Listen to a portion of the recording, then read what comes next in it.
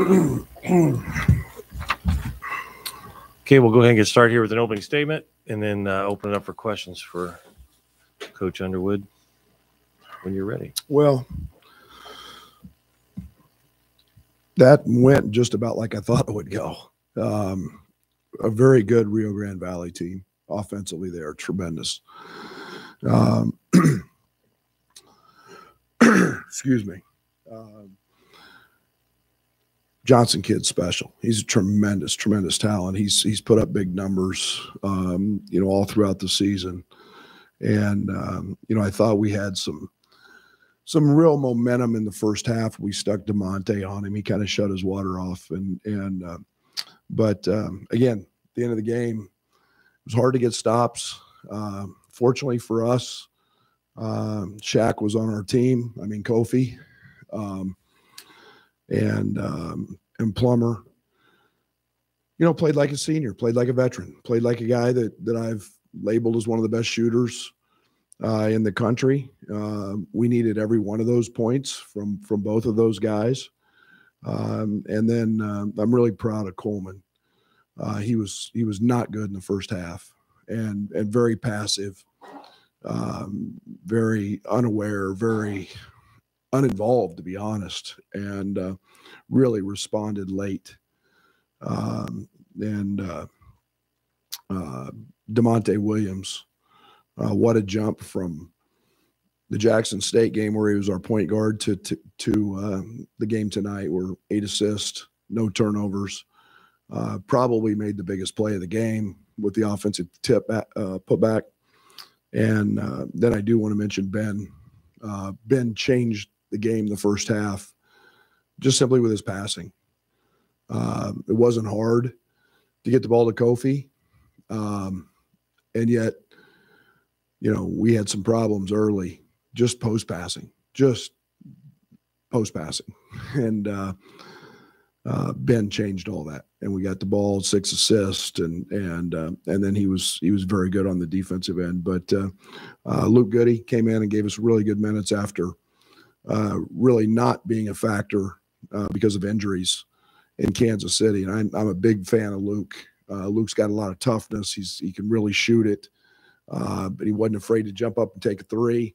His pull-up jump shot was excellent, big-time move.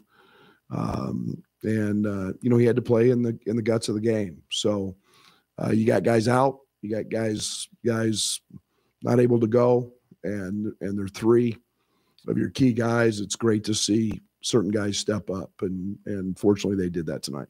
Questions? Coach,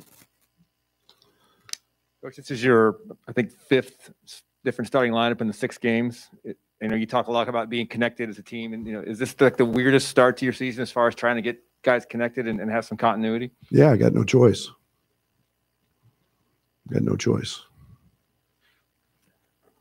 Brett, any update on Trent and Andre and Jacob, why they were sitting out? We've got the flu going around. I would have played Pods tonight, Pajemski a lot more. He hadn't been out of bed in 2 days with the flu, fever, everything that goes along with that. Jacob has the same thing. Curbello's fighting the neck injury or whatever, the neck problem that he's got. And obviously Trent, we saw his fall the other night. So, those guys are out, and it is what it is. And we're going to show up and represent Illinois with a bunch of guys who have to play better than we did tonight. But that's what we got. What's your biggest concern defensively from tonight? Guarding the ball. And our ball screen coverage was atrocious. We had 3 really good guys off the bounce, and then we let the Nelson kid get going from 3. We fouled him twice. We let the ball get to the middle of the court multiple times. Those are our base foundations. But we didn't do a very good job guarding the ball. We've got to get better play on the defensive end from Plummer. We got to get much better play from Coleman and Hutch. And those guys have to become, elite defenders for us, and they've got to lock into that. When they do, we're going to become an elite defender. But, you know, DeMonte's out there fighting his ass off and stopping the other guy, number one, and shuts him down. And then we've got other guys out there that weren't as dialed in. So I'm not very happy with that. Scott. I mean, you said it was simple, but what did Ben do where he could get the ball to Kofi where the other guys maybe to that point weren't doing it? Caught it, threw it away from the defender, ball faked, everything that we practiced, everything that we worked on. Just simple. Didn't hold the ball, let it stick, didn't let it stick in his hands. You know, Coleman got in trouble because he held it too long. He's always wanting to dribble it and deck it. You know, and I think he's got 14 of his turnovers coming off the bounce this year. You know, and just reverse it. If it's not there, but you've got to see the pass. You've got to see how open Kofi is before you catch it. And for the most part, Coleman's an elite passer. You know, Hutch jumped in the air 3 times tonight, 3 to try to throw post-entry passes. You know, that's just settling in and next game. Coach, you mentioned how proud you were of Luke Goody and what he provided you defensively, but his IQ seems to be really high for a freshman. Can you explain what that's like to see? Well, he's a natural leader, first of all. He's got great feel. He's got great instincts. You can tell he was a quarterback. You can tell he's had to lead other people, get other people, be accountable to other people. He's got a great positive vibe and energy about him, and Luke is a tough hombre now. Luke's a tough dude now. I mean, you can go at Luke all you want, and physically or mentally, and Luke's a tough dude now. He can respond to just about anything. Scott. Coach Figure brought up Shaq as well and Stanley Roberts, but just, I mean, what did Kofi show tonight where just made that he can be that dominant physical big? Well, I thought the best thing about tonight was his passing.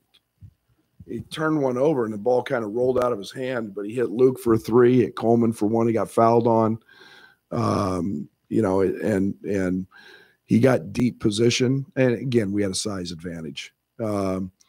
But the other thing was, and it was no reflection on, you know, on Omar, or no reflection on Ben at the 5 spot, but I was going to roll with Kofi because they couldn't stop him, and we needed all the points we could get. And but you know, I don't know, what was he? 15 of 18, 15 of, I can't read. 15 of 19. 15 of 19, and then he made free throws. You know, 8 of 11. We'll take that from Kofi every night. I thought his ball screen defense was just okay. He's trying to block way too many shots, and that's not Kofi. That's not him. He needs to be that wall, but we'll get that squared away. Second, Derek.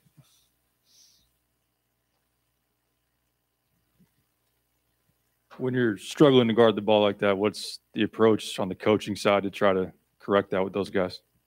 Keep working at it. Practice. You know, and it's tonight, one of the things that, I mean, they just, you know, they set in the ball screen coverage and they never set it. And they acted like they were coming to screen and they just slipped out of it. And our guards were adjusting, but our guards, you know, without Trent, without Cabello, those two are elite at it. DeMonte's elite at it. Needless to say, the rest of our guys are not yet. I mean, it was just a straight line drive. And you got to be physical. You got to be a tough mother to do that, the way we play it. And, well, Nelly, we got a long way to go there. So I think that may be 2 hours of practice tomorrow, is figuring out how to get the hell over top of a ball screen. Jeremy. Brett, are you hopeful that Jacob and Andre will be willing to go or able to go on Monday? Jeremy, I'm way beyond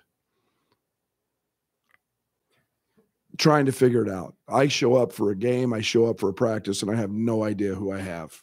And we've got the sickness going around. We've got, I've got a bronchial deal.